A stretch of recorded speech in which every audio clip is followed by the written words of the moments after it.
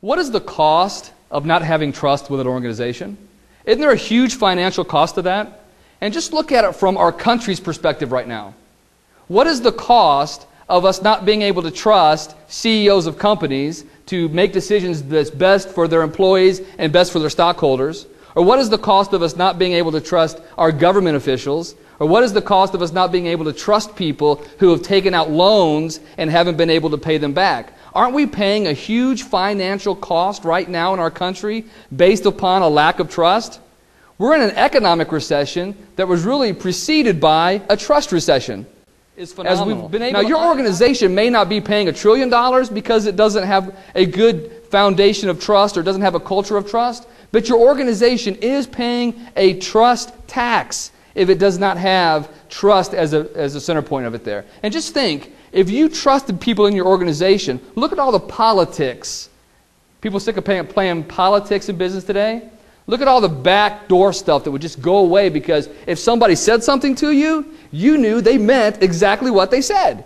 And you didn't have to worry about, oh, what's their hidden agenda? What did they really mean when they said that to me? And all the time wasted trying to figure out what people are actually trying to say if they just said what they meant. And you could take that to the bank. Or how much do you think your customers, it's costing you if your customers don't trust you? I worked for an auto dealership for a while, and I worked with a service advisor who had been there for 20 years. And I was amazed because I was new, and somebody would come in, they would bring their car, and I'd have to spend so much time trying to convince them that they needed new brakes because they didn't trust me, they didn't know me. And they would bring their keys to her, and they would just give them to her and say, do whatever it needs. At 1 o'clock in the afternoon, I was stressing out trying to call all my people back and trying to get all this stuff done, and she was reading the newspaper. And I would look over at her on a regular basis. I'd say, what are you doing? You're reading the newspaper. Don't you know you ought to be stressed out? She wasn't stressed. She just read the newspaper because she knew that she had the trust of people. And when she called them back, they would say, all right, if I need brakes, put brakes on my car. She didn't have to explain the price to them. So trust is very, very important in every organization. Not to mention the stress level that goes away if you live in an environment where trust is very high.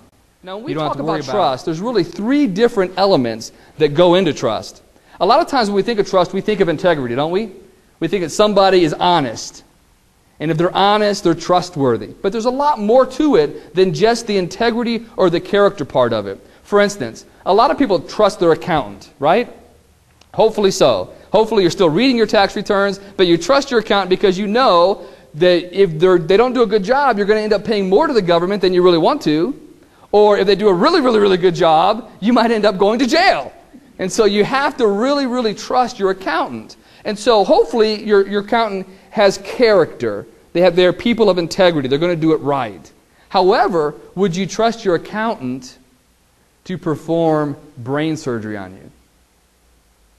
So there's another element to trust. It's not just the integrity part of it, the character part, but it's actually the competence that goes along with it. And so it's very important that when we're dealing with trust, we deal with integrity. We make sure that we have people integrity in our organization. We make sure that they also have the competence to do that job. Now, what happens if we have somebody in an organization that is a person of high degree of integrity, and yet they're just not suited to do a particular task? The best thing to do with that person is not show them the door.